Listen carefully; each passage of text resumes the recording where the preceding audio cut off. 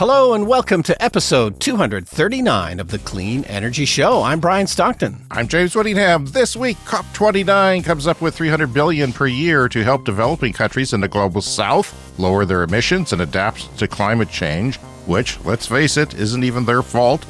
It's not even enough money to buy water wings for everyone living on the coast down there. A massive heat wave is hitting parts of Australia. The problem is being made worse by coal-fired electricity plants being down for maintenance. On the plus side, more coal will be available for the Christmas stockings of Australian politicians looking to expand the country's natural gas output.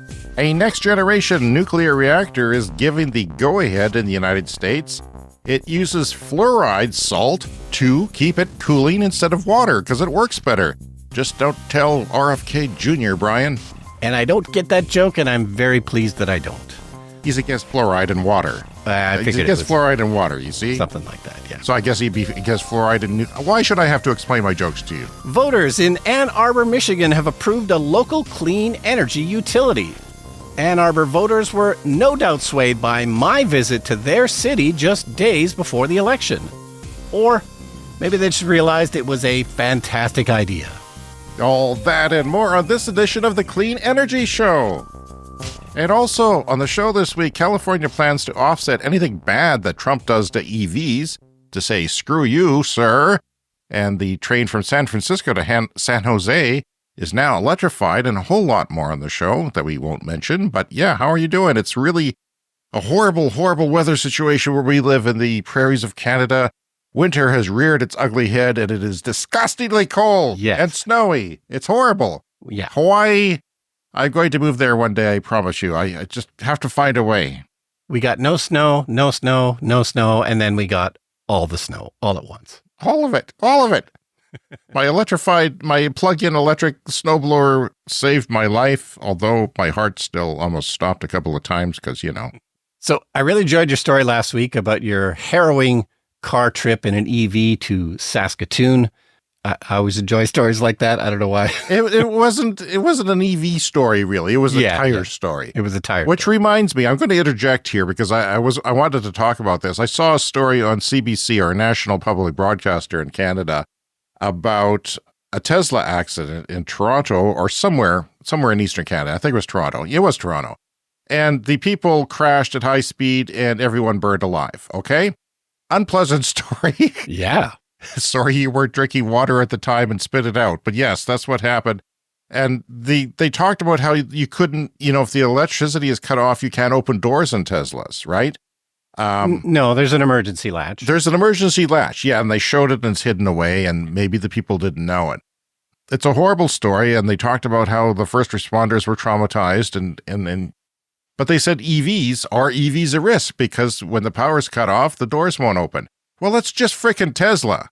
Well, it could be other people, but it has nothing to do with the fact that they're an EV. They could have made combustion vehicles and chosen to do it that way. Yeah. My point is, Brian, that if you have a Tesla, perhaps you should have a safety orientation when you're taking someone for a ride for the first time. You didn't do this for me, by the way. No. And we were using automated driving. Who knows what could have happened?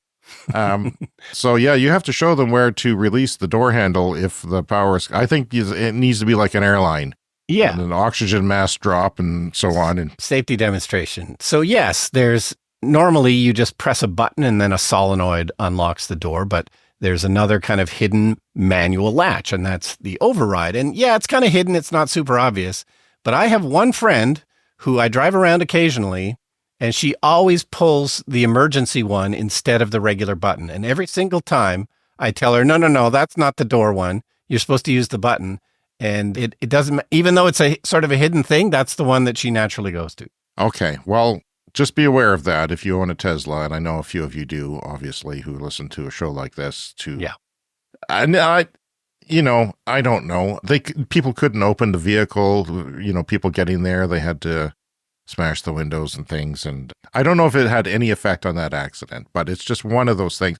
But it just made me yell at the TV. My family had to watch me yell at the TV and pause it. I couldn't take anymore. EVs are dangerous. EVs, come on. It has nothing to do with it. And, a gas vehicle with the same technology could have burst into flames just as easily. Yeah. And not if the doors weren't able to open and no one knew how to open them, then yeah. Or if they were unconscious and the people outside couldn't open the doors because they were not mechanical, they're electric. Yeah, that's the case. And that, that's probably going to be the case in robotaxis. We talk a lot about robotaxis lately. Well, they're more than likely going to have electric doors that will shut themselves and latch. Yeah. So, but, maybe they'll play an actual orientation video because Waymo does. Waymo plays a video when you get in the vehicle. That totally makes sense. Sorry, that was a huge interjection, but I had to get it off my chest. Okay, back to my interjection. So I just wanted to talk about your story last week because people are probably listening to that and thinking, well, why didn't you just take a bus or something? And we've said before, we just have very poor public transit options around here, which is what leads us to want to own cars and want to own EVs and stuff. I did look it up. We do have a commercial bus service between Regina and Saskatoon, and you did have one option to take a bus that morning, but it would have gotten you there too late.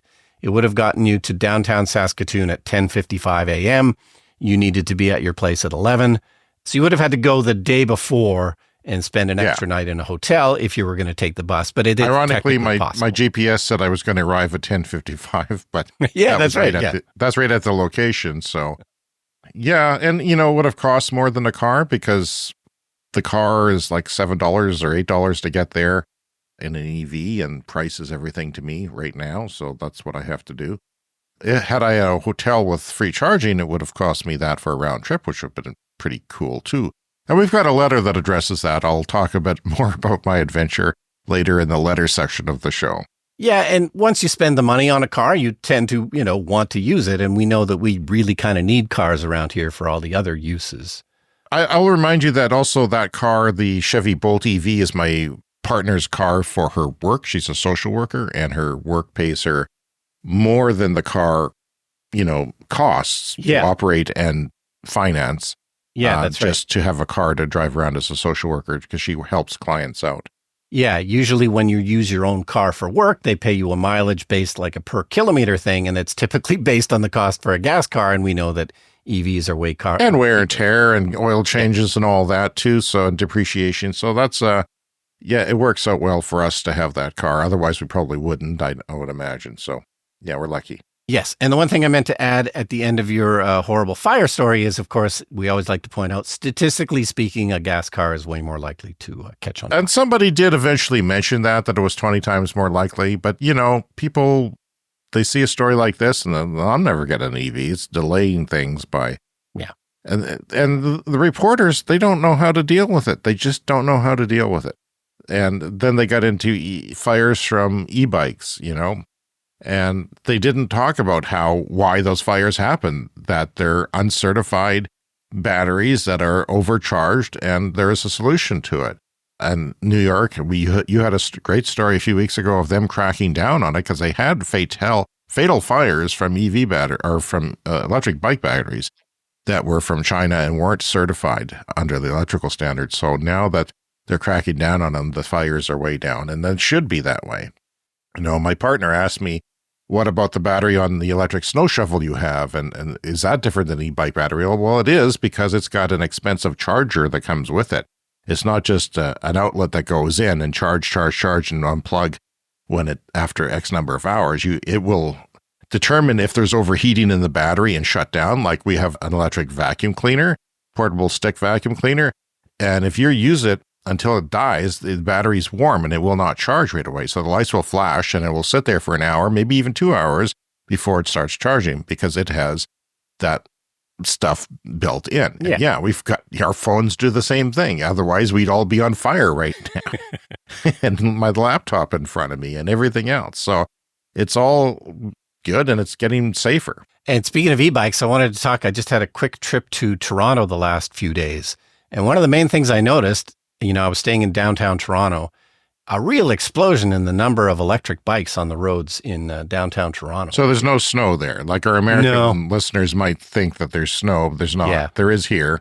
Yeah, they've had a very mild fall, to say the least. I mean, I think it was, 20 Celsius just a few weeks ago or a couple of weeks ago.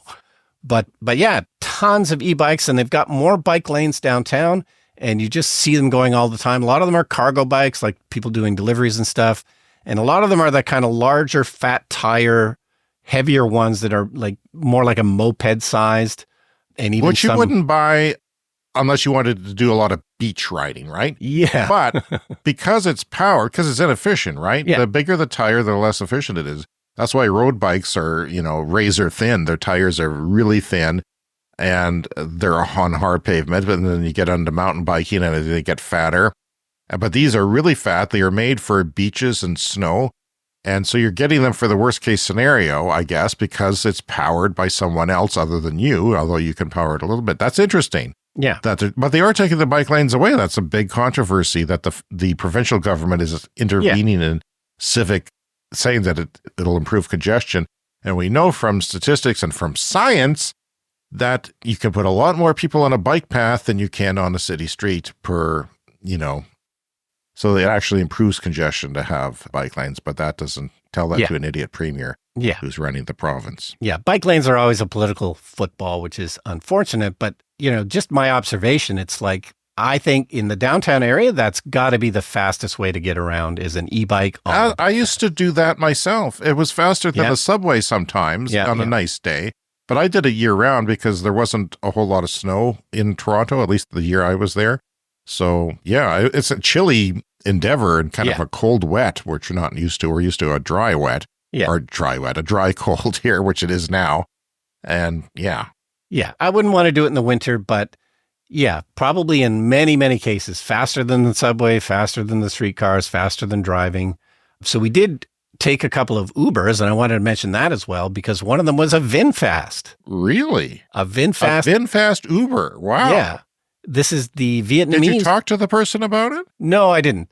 But it's your responsibility as a climate journalist, Brian, to intervene and ask questions. I thought about it, but he seemed like a bit of a nervous driver. He was a bit of a herky-jerky driver. Left alone. Yeah, or maybe he'd been driving too many hours or something, but he seemed like a bit of a nervous driver, so I didn't want to bug him. But maybe operating on caffeine alone at that point. Yeah. So VinFast, this is the Vietnamese car company. This is the first Vietnamese car company that's been, expanding around the world. So they do sell in Canada. I don't think they have sold that many so far, but obviously I rode in one. It was an SUV, kind of like Tesla Model Y sized, and it had a giant screen in the front, very much like a Tesla. So it seemed nice. It wasn't like super premium feeling or anything, but it was fine. Well, that's interesting. Sometimes Uber, people who decide that that's how they're going to make their living and they're committed to it, they will buy the most efficient vehicle they can, which is an EV, not a hybrid. And sometimes Uber has programs to help them. So maybe there was something that we haven't known about because we've talked about it before, some programs that they have for Uber drivers and Lyft drivers. Yeah. And so then the last electric news story from Toronto, our hotel was looking over University Avenue, and it happened to be the day of the Santa Claus parade. And first of all, how in 2024 is there a Santa Claus parade? It's, I remember going to parades when I was a young child, but that's because we had only 2 TV channels and the internet didn't exist. A parade was basically our internet. Yeah.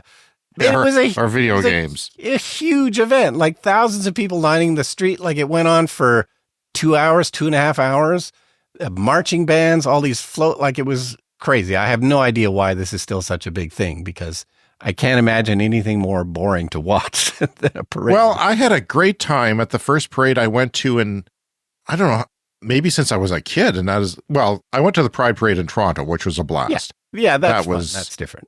That was in the late 90s, and there was 1 million people there, and it was hot and humid and crazy.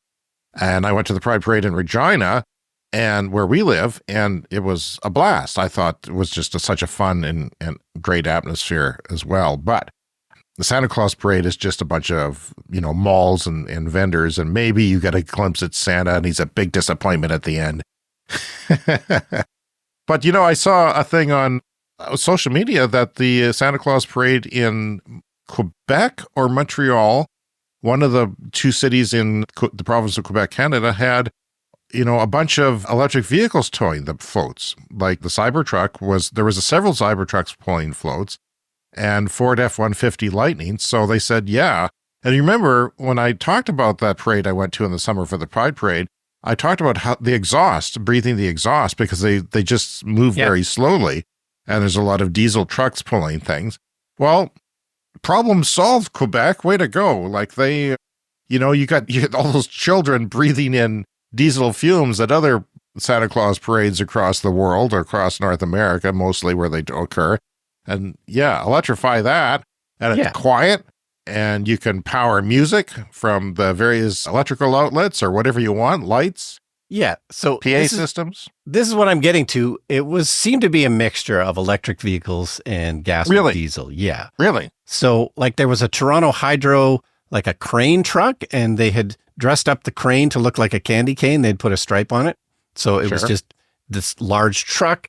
But then Volkswagen appeared to be a sponsor. So there was about 10 Volkswagen ID Buzz vans, and about every, 100 meters in the parade, there was one of these vans I'm not sure what the point of them was. They weren't carrying anything specific. Okay.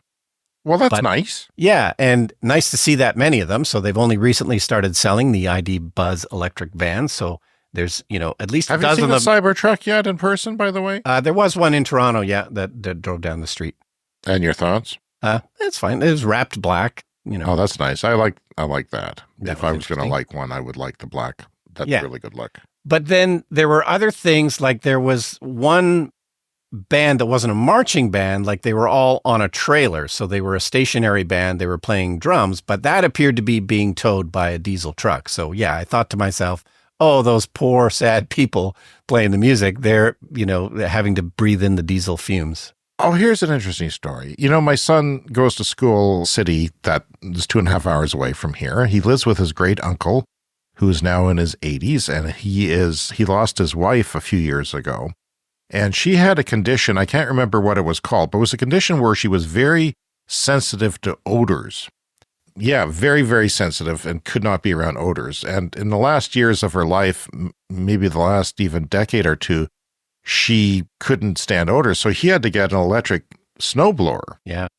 And he parked his gas one and had to buy one like I did that plugged in just for that reason. So yeah, and I live in suburbia here, kind of like an old suburbia, but suburbia nonetheless. And all the old guys are out with their snowblowers for hours, having a gay old time. They love it when snow comes and they can be manly and take care of the family. And they just take their sweet ass time. Me, I just go with my snowblower with its torque, and I just see ya. They're just out literally for hours, because I've got a doorbell camera and I check in on them, and you can hear them. You can hear them through my house. So and probably smell them. So I was mentioning before we started recording that our friend Dean gave me a phone call, which is unusual to have a phone call from someone, but he was asking me about something. We had a long conversation. He said, "Hey, I listened to your podcast." He said, one thing that I like about it, not only is it the clean energy that I like, it's the clean audio. And he works in the film industry as an editor, editing feature films now for Department 9 in Edmonton. And he's, likes our sound quality. So thank you, Dean. I thought I told him I would mention that on the show. Yeah. So there's some tariffs coming from Trump in a social media post against Canada. 25% tariffs because we let a couple people through the border and we're going to be punished. And a lot of people say this is just a tactic, a bullying tactic, the way he does business. And it's going to crash the stock market a bit, and they're going to do it while Biden's in office. Well, I think we should respond harshly to stuff like that. I think we should do something crazy, like float the idea of taking our tariffs off of Chinese-made EVs and watch the auto industry in the Midwest United States freak out, and they start getting pressure from them. You got to deal with the bully as a bully. There's no other way to do it. It's the only way they respect him. Well, trade wars are going to be the buzzword for the next few years, I think. It's going to affect us, but I have a feeling when the dust settles, it's going to be a net positive. That's what a lot of people are talking about. And then we'll talk about that in future shows, that it'll work itself out. For instance, China is just going to be a bigger trade partner now than other people will be. So the clean energy emanates from China. By the way, Northvolt, that's a company that the government of Canada gave billions of dollars, that and its provincial counterpart government, to build a battery factory for, I think, EVs, mostly EVs in Canada somewhere in Ontario. We talked about it before. They're basically the biggest hope of batteries outside of China, and they are declaring bankruptcy. So one of the people I follow regularly is Michael Dunn. He has a consulting company. He's an expert on the Chinese auto industry, and he says this in the Financial Times: Chinese companies process 70 to 90% of the critical minerals like graphite, cobalt, nickel, lithium, and all that stuff needed for battery cells. So even if you invest in world-class battery plant in Europe or Korea or the US, chances are you must still ship your critical minerals to China for processing. That adds time, cost, and as we learned during COVID, supply chain risks. So there's a lot of reason why it's been tough to compete with China on batteries. Yeah, and it sounds like this Northvolt plant in Canada is still going ahead. Yeah, I don't know. I haven't heard anything yet. But if it is, great, but maybe somebody else steps in. Maybe it's a Chinese company. I don't know. We talked about this. I speculated that in the robotaxi event that Tesla had, that the people who are actually doing tests have a remote control person to overtake the car. Yeah. I said, that's going to be hard to get regulatory approval because Tesla doesn't have such a thing. And a lot of people came back to me and said, well, it won't be that hard. Well, it turns out they're actually doing that. Tesla's prepping a remote control team for the robotaxi, taking a page out of Waymo's book. Waymo is the self-driving robotaxi that you can actually pay for and not have a driver in the car in several U.S. cities, including Los Angeles and San Francisco and Phoenix, and more coming to the east, I believe, right now as we speak. Tesla has confirmed through a new job listing that it plans to establish a teleoperation team to remote control its upcoming robotaxi fleet. So that means that they're at least being more realistic about a rollout and what it would look like. So it probably needs this in order to deliver a robotaxi service, and something that Waymo has already developed. And when Waymos get stuck, and they do, yeah, they get confused in some dead-end intersection or something, somebody has to take control. And they have been taking control a lot. You can also push a button in the car and says, pull over because I don't like what's going on. Or something. Okay. And that's in the safety video that they run at the beginning. So yeah, well, I always find those stories kind of fun where the cars, there was one story where they were all ending up in the same dead-end spot. And, kind of like a nightclub district at the end of closing time type of thing. Yeah. Okay, so Australia, there is a big heat wave happening in Australia right about now. So hello to our listeners in Australia. Well, thanks for taking all of our heat, Australia. That's why it's so damn cold outside. You know what it's like driving in an EV that doesn't have a working heater? I couldn't see through the frost the other day. That's right. Let's stick my head out the window with ski goggles on. James, go ahead, take our heat. James has no heater in his old Nissan Leaf. Okay, so this is in the eastern part of Australia, New South Wales and Queensland. This is the first major heat wave of the season, so they're looking for temperatures around 40 Celsius probably today. And yeah, this is a problem because some of their coal plants happen to be offline for regular maintenance. And fossil fuel proponents will always say we need things like coal and natural gas because it's reliable baseload power. But no, guess what? It would be late spring down there, right? So they're probably thinking we could take the coal plants offline because we don't need it for heating. We don't need it for cooling so much. Now's the time to do it. And then the heat wave came early, I'm guessing? Yeah, that sounds like a very good guess. Someone in Australia can fill us in. But I think you're probably right that this heat wave is hitting quicker. And some of them were down for scheduled maintenance, and it says some were down for unscheduled maintenance. So this has led to various different alerts in the country, urging people to maybe use less power. They've got, 6 gigawatts of coal-fired power plants that are currently unavailable. So yes, conservation measures in place. Maybe your air conditioner doesn't need to be all the way down at 19 Celsius. And there is a fire risk as well. Of course, we know Australia has had a very bad time with wildfires. The risk is medium to high. There's still some moisture in the plants, so it's not the worst possible situation, but, it's always a danger. Let me think here. We're a month away from our winter solstice, so a month before June turn, this would be late May for them, and they're already having heat waves. that are Yeah. shutting things down. I mean, that can happen because it's kind of like our summer too, but generally it hasn't happened. And yeah, that's too bad. All right, the COP29 climate conference has come to an end. World leaders have agreed an 11th-hour deal on climate finance at the COP29 summit in Azerbaijan. Wealthier countries have pledged $300 billion a year by 2035 to help poorer nations tackle climate change. But there wasn't universal support for the deal, with the Indian delegation calling the figure a paltry sum. COP29, the United Nations climate conference held in Baku, Azerbaijan, has concluded with many disappointed in its final agreement. COP, which stands for Conference of the Parties, is the world's annual climate summit, and each year it's the stage for major decisions on global climate action. This year, COP29 tackled critical topics like climate finance, fossil fuels, and carbon markets, but progress was mixed. And there's plenty of tension about what comes next. And let's start with the biggest financial commitments. That is the biggest thing that they were looking for, is to help the global south deal with climate change, which is not their fault. Most of it is not caused by them. They are developing countries, developing nations. At COP29, one of the top agenda items was climate finance.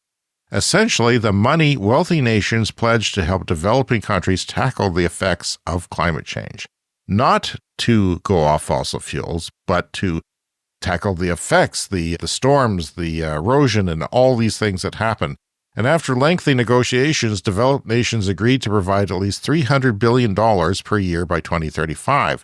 The fund will be used to help vulnerable nations adapt to the impacts of climate change, whether that's dealing with more severe storms, rising sea levels, or transitioning to cleaner energy sources. Things like air conditioning, refining, cooling is one of the biggest energy drivers, bigger than data centers, which gets a lot of headlines, and bigger than, electrifying transportation. The warming world and the fact that more people can have access to air conditioning is causing the biggest use of energy now and into the immediate future. Here's the thing, though. The final commitment left developing nations disappointed. They were hoping for a much larger sum, $1.3 trillion per year, and they wanted it guaranteed, not just as a value target. And while the COP29 text did leave room to aspire to that higher number, the only firm commitment remains at only $300 billion.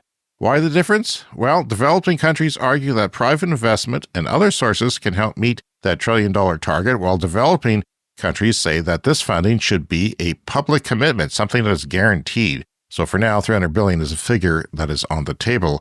But with such a large gap between needs and commitments, developing countries are already voicing concerns that this outcome doesn't go nearly far enough. One of the most contentious topics at COP29 is last year's language to transition away from fossil fuels. This was a follow-up to the global stocktake, quote-unquote, last year, where countries committed to evaluating progress on climate goals, including the reduction of fossil fuels. But this year, the petrostates got a little bit oily and greasy with their greed. They couldn't reach an agreement on how to move forward, largely thanks to Saudi Arabia and other petrostates. Not Canada, I'm proud to say, which is a petrostate, but a lot of these countries are getting really greedy now. They had record profits last year, and they want more. Essentially, countries are split. Some, particularly those heavily reliant on oil and gas, want to take a slower, less specific approach. Climate be damned. Azerbaijan, the host country, falls into this camp since it relies on fossil fuels for 2/3 of its government revenue. Of course they're a-holes and shouldn't be hosting a climate conference, but Putin, believe it or not, was partially to blame for this, and these archaic rules that they have to make everyone share the COP conferences. So Azerbaijan pushed back on clear language about a fossil fuel phase-out, which delayed any concrete decisions until COP30 next year, which is going to be held in Brazil. So while there's consensus on the need to reduce fossil fuels to curb climate change, the pace and the specifics of this transition remain deeply divided. Next year's COP in Brazil is now expected to take on this issue with hopefully some clear outcomes. One area where COP29 did see progress was Article 6. Now, if you're not familiar with Article 6, it's the part of the Paris Agreement that deals with international carbon markets, basically systems where countries can buy and sell credits for carbon emissions. These carbon markets are complex, but in theory, they could help reduce emissions faster by allowing countries or companies to offset their emissions. After years of negotiation, COP29 finally agreed on the details of Article 6. This means that the rules now set for countries to participate in global carbon trading, and some of these are seen as positive steps, but critics say there's still a risk that these markets could let countries delay. So, yeah, there's lots of stuff that I won't get into, Brian, but it's a big issue. Trump was, rearing his ugly head over the conference because he had pulled out of Paris agreements and will, pull back on climate financing and goals. So it's an ugly mess, but people remain optimistic, and we'll continue to talk about that. Yeah, always difficult to get hundreds of countries on the same page, but at least somebody is trying. All right, it's time to dip into the mailbag. All right, this letter is from Sean, and Sean says, I was thinking about James's story about being towed to a dealership. James's epic story last week about his car trouble. He should have had the driver tow him to the dealer, drop the car to fulfill the contract, immediately pick up the car again, tow him to the tire shop.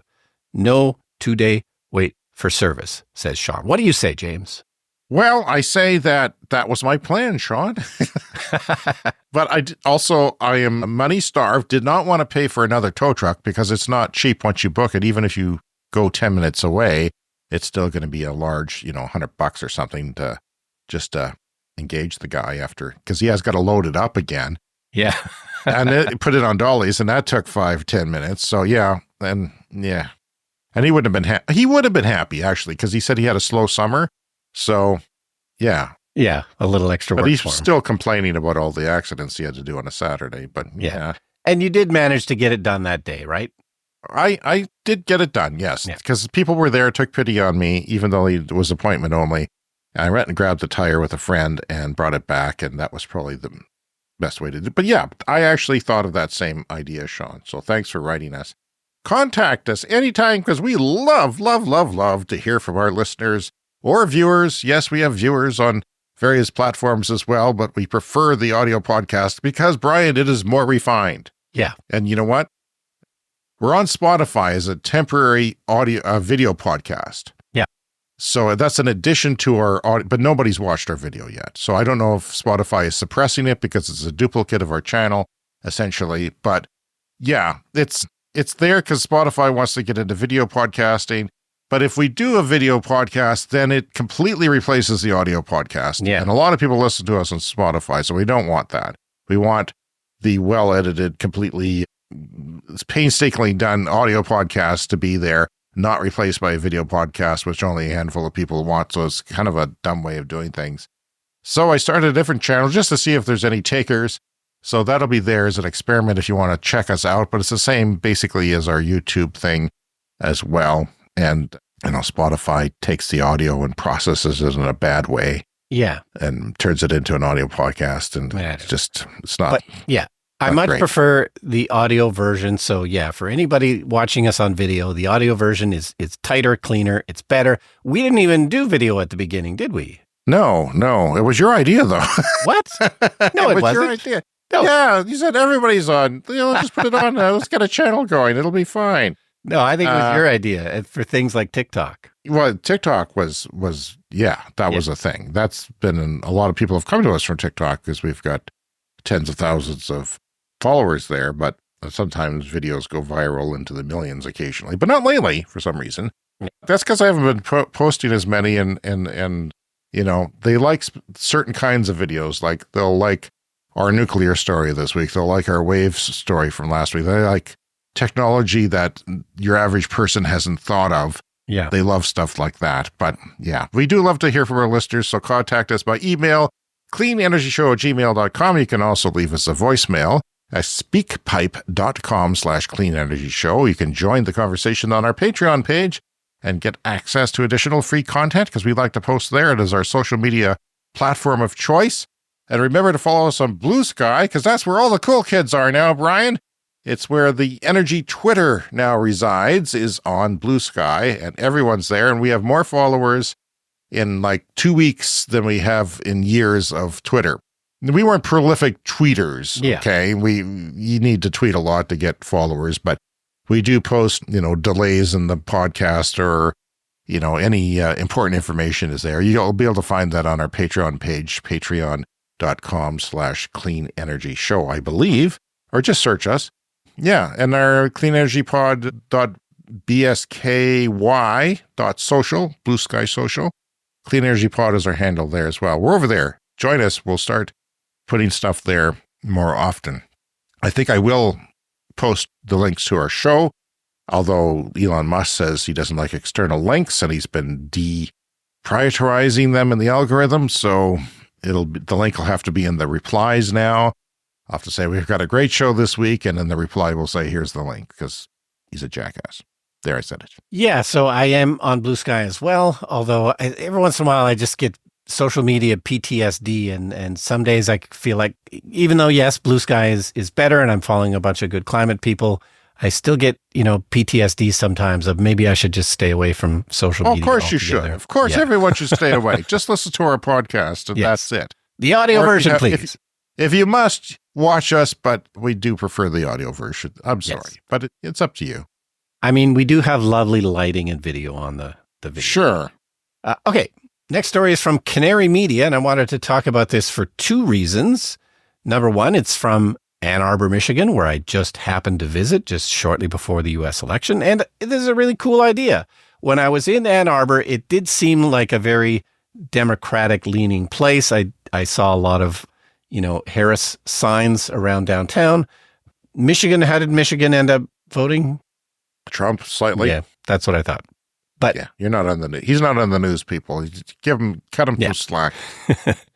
I'm in Canada. I don't care. So and you're broadcasting from a palm shelter, so who knows what's going on in the above world. But yeah, so the story from Canary Media: voters in Ann Arbor, Michigan create a local clean energy utility. So it sounds like they've had some difficulties in the last few years with their for-profit utility that serves the area. And they've had a lot of outages, especially with the more severe weather that's coming. So in the city of 120,000, they voted 79% in favor of a measure to create a sustainable energy utility that will supplement the existing grid and help the residents shift to cleaner, more reliable energy. So this is the small, I guess, core of Ann Arbor. And, this is definitely probably more left-leaning in the downtown there. But yeah, 79%, that's really great. We should do that here. You know what? If our utility doesn't get its crap together, the urban people who vote differently than the rural should get together and start our own utility. You should be the man to do it, Brian. You should start it. Start the process. I'll get right on that. CEO of your own utility. Think about that. Okay. By the way, they sell hard hats at the dollar store now, I noticed. We should each get one for our show and put our logo on it. I don't know why. They can't be that safe. That's all I'm saying. No, yeah. Okay, so with the overwhelming approval, city officials will now have to figure out the governance, staffing, and leadership of the new local utility. They've begun outreach already. 600 customers had registered by Tuesday afternoon. The plan is to assemble an initial tranche of about 20 megawatts worth of power, which at that point, Ann Arbor will finance and purchase the installation of solar panels, batteries, and energy efficiency upgrades to serve those customers. So the installations will be on homes, sheds, schools, libraries. They could happen in the next 18 to 24 months. Sheds? Sheds? That's odd. I mean, that peeks out to me. Maybe they got a lot of sheds in Michigan. I don't know. Do you? Do you, Michigan? Longer term, the utility hopes to construct a district-level geothermal network to heat and cool buildings without fossil fuels. So this is going to be great for their carbon future and for the pocketbook, which we always love to point out. It's not just saving the planet is the reason to do this, but you can save money as well.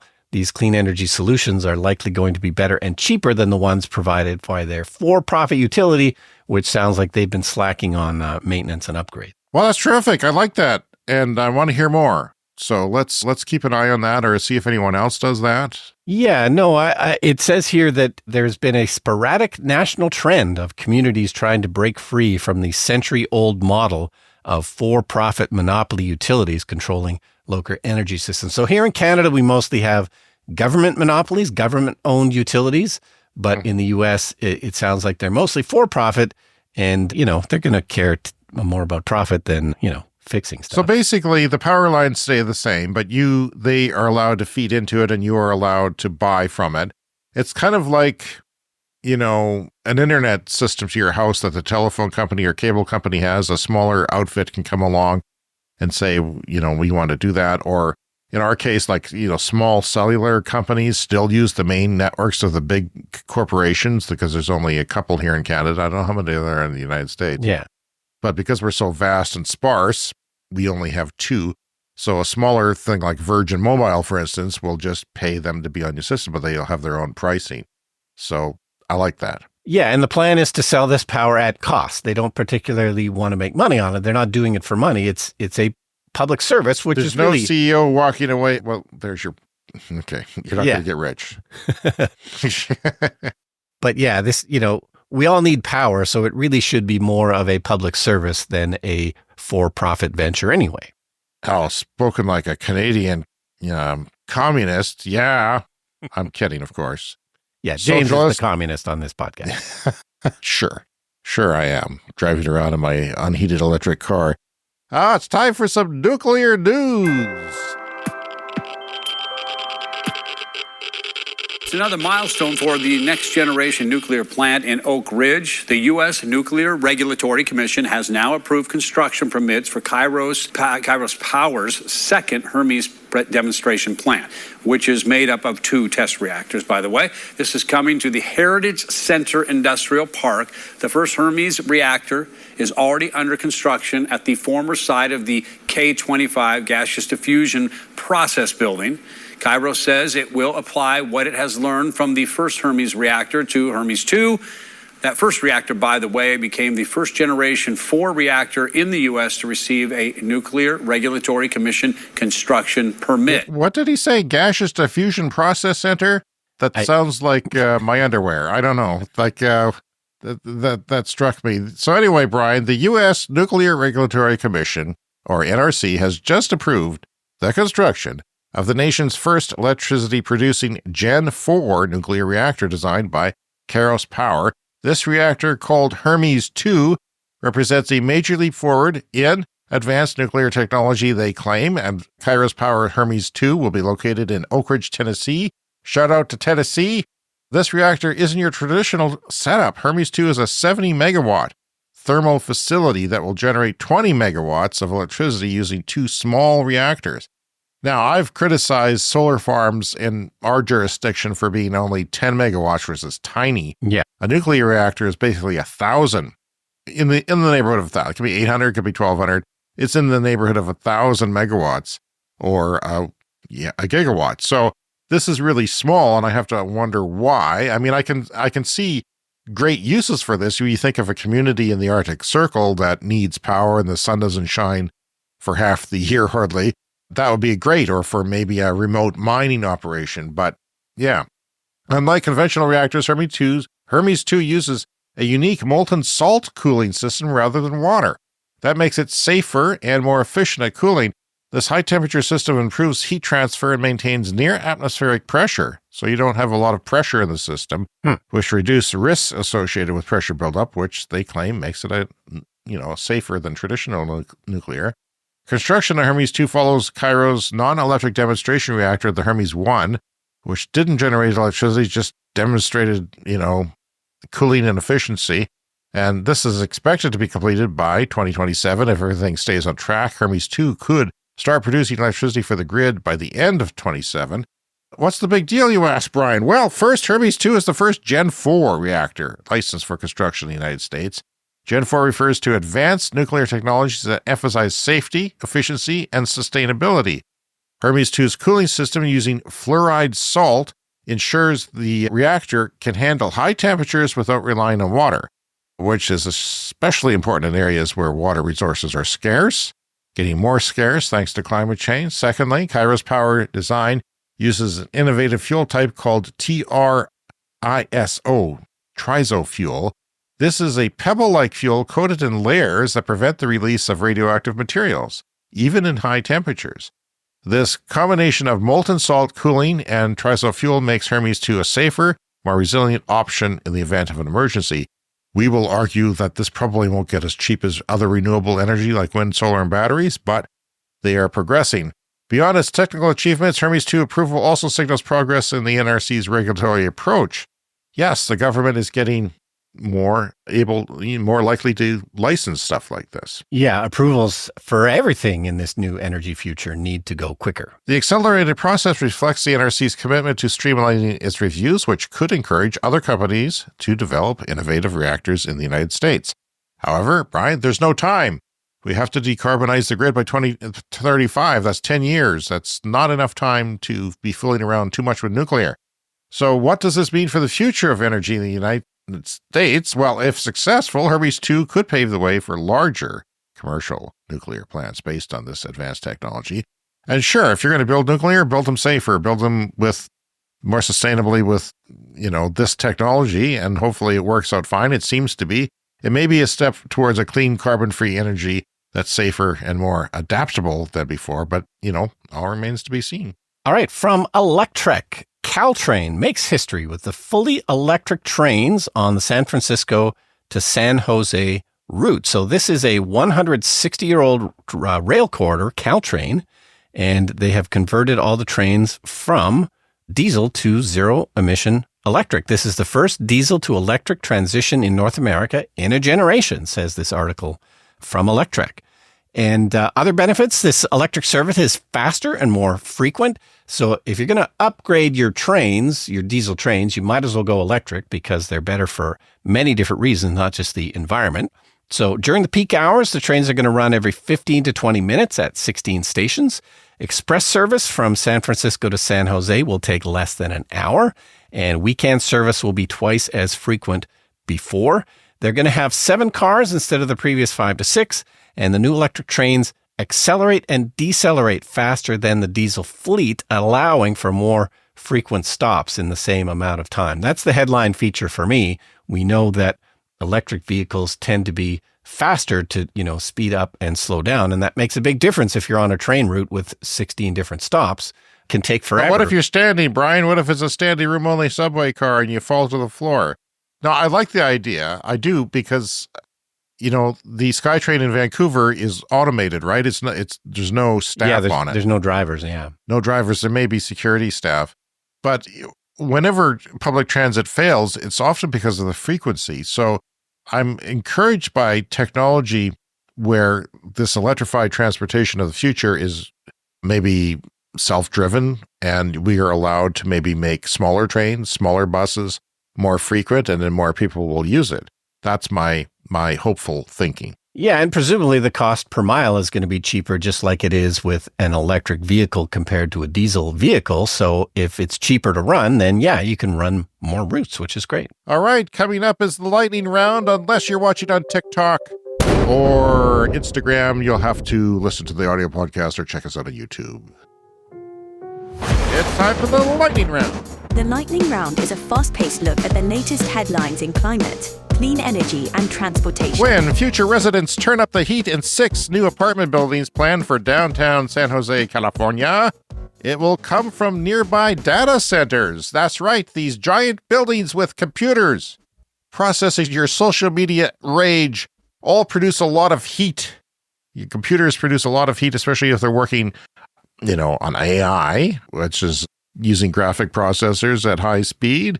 The proposed project is the first in the U.S. to send excess heat from data centers to the local community at a large scale, making use of the abundant heat generated as servers process and use data for San Jose as part of a bigger plan to reduce the emissions in the city. We have a link on fastcompany.com there for you. I love the idea, Brian. We think about, you had the idea, because we live in a cold climate, to have a refrigerator that just opened to the outdoors and was cooled by the outdoors. Well, maybe we should use that excess heat to put it to good use. Although, how much heating does San Jose really need? Yeah, that's true. It's kind of a warm place. But yeah, if you have an office building that's really well insulated, quite often just the heat from everybody's computers is enough to keep the place warm. So yeah, reusing that heat, computers throw off a lot of heat. It's kind of crazy. If you're listening pretty much anywhere in California, you don't know what cold is. If you went outside my front door right now, for 1 second, you would scream in horror because that's how bad it is. It's terrible. Anyway, Trump's return may shift the U.S. EV market down a gear. Electric vehicles are now expected to only reach 33% of new passenger car sales at the end of the decade compared to 48%. I'm not so sure. We'll see. Because, I think that whenever there's a slow lag in EVs, it catches up eventually once the prices and the availability, and it all just sort of, it's not necessarily quite a straight line, but if there is a pushback, it picks up again later. Yeah, and Hyundai had a statement this week. They're not going to slow down their EV, production no matter what. So we'll see what happens. Maine is set to speed up their 100% renewable electricity goal from 2050 down to 2040 with an 80% goal by 2030. There's 19 states, Brian, plus Puerto Rico and D.C. that have set up 100% renewable energy goals. Good for you. Oh, it's time for a CES fast fact. Plastic causes 3 times the greenhouse gas emissions of aviation. That's from Carbon Brief. Oh, here's another one. 25% of new vehicles sold in L.A., that is Los Angeles, if you are not familiar with the term L.A., are zero emission, 25%, okay? But the rate is 30% in San Francisco Bay Area. Interesting. In which we have listeners, I know. But it's 35% Quebec. We mentioned that last week in the province of Quebec, Canada. Way to go. Yep. Numbers are creeping up. It's great. Ahead of the overdue rollout of its V.4 supercharger hardware, Tesla is installing longer cables. I'm glad to see that as a non-Tesla owner who may want to use their network, and making other changes that may help avoid friction. You see, if you take a non-Tesla EV which you can now do to a Tesla, you have to take up 2 parking spots. Yeah. Because the cables are short and they're designed for where the charge port is on the Tesla. But longer cables solve that problem. Yeah, and it depends on what your car is, but the stations are designed for the port to be in the driver's back corner. And yeah, if your other EV doesn't have it in the same spot, it's a bit of a pain. This is from Electric. California EV maker Rivian has said it has secured conditional approval of a loan of up to $6.6 billion from the U.S. Department of Energy to build a production facility in Georgia. They were going ahead with the factory, then they weren't, and we didn't know why. Well, among those conditions of getting that money is a big one. It's the company has to not actively oppose union organizing efforts. So Georgia, pro-union. The new plant would be able to build 400,000 vehicles a year when complete. Some things don't make sense to me, Brian. Yeah. They put down, the right-wing red states put down unions and then they insist on them. I don't get it. BYD is apparently launching a new generation of its LFP Blade EV batteries. This is the battery that that exists now, and it enables $10,000 EVs in China that have over 400 kilometers of range, the same battery, but they got a new generation of them coming out already. They say the new generation of battery coming to vehicles in 2025 will give even more range, and it will last longer, and it will be safer. BYD is the Chinese car company, as you know, and it is the second largest battery maker in the world as well, behind CATL, which is also the Chinese company. The new S&P Global data, Canadian ZEV sales, that is zero-emission electric vehicles, which includes plug-in hybrids, and possibly hydrogen vehicles, all 6 of them. The sales in the third quarter of 2024 reached 16.5%, or 1 of 6 approximately vehicles. An all-time high, and is a 14.4% increase over Q2, not last year, but Q2.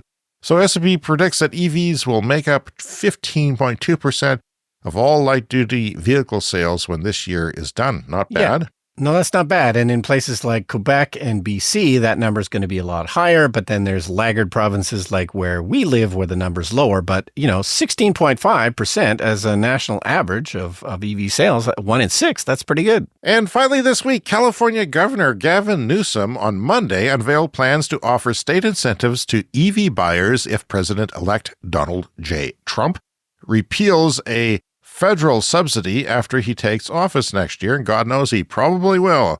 Newsom, a prominent Democrat who has fashioned himself a climate leader, said in a statement that a program California phased out in 2023 could be rebooted to provide car buyers relief in lieu of a $7,500 tax credit that is currently available under the Biden administration. So you buy a car, they take $7,500 off. You lease a car for like 2 or 3 years, it gets really cheap because they take the full amount off. It's kind of a loophole. And by the way, if you're looking to get an EV in the States and you haven't, you have a number of weeks, probably, maybe months, before you may not get such a great deal. So think about leasing a vehicle and get it very, very cheap, cheaper than a gas vehicle. And then there's the operational maintenance cost. Anyway, here's the thing, Brian. Tesla electric vehicles would be excluded from consumer rebates proposed by California's governor. This is harsh. That's a little confusing. I'm not sure how they can make that work, but we'll see if that actually... He says it's to spur competition because Tesla is a big market leader. Yeah. But I think it's because Musk said, screw you, California, we're leaving. So that's it for the lightning round. But that's interesting. Of course, California has a population very similar to the entire country of Canada. So, it is a massive population that has at least as much importance in the world as Canada does. So, they're not going to slow down, just like many countries are not, or many states are not. Right. All right. Well, that's our show for this week. Please take the time to contact us, cleanenergyshow@gmail.com. Around social media, we're Clean Energy Pod. And please join our Patreon. That's our new favorite place for everybody to join and gather. And you can support the show with a purchase from the merch store that's listed in the show notes or on the website. And please rate and review us if you can on Apple Podcasts or Spotify or wherever you get your podcasts. And remember to click and follow us on your favorite podcast app. And of course, the audio version is our favorite version. We'll say that again, but we do offer other options on YouTube and various places. Thank you to all of our Patreon members, Apple Podcast subscribers, and YouTube membership holders for supporting our show. We really, really appreciate it. Join our Patreon today as a paying member and get access to our exclusive bonus episodes. We have one coming up, Brian, in a week or two. We'll be doing another one. And you can also get ad-free episodes and Discord server access, discounts at our merch store, early access to episodes, all kinds of things like thank you credits and shout-outs on the podcast, which we'll be doing next week. So see you again in 7 days. See you next week.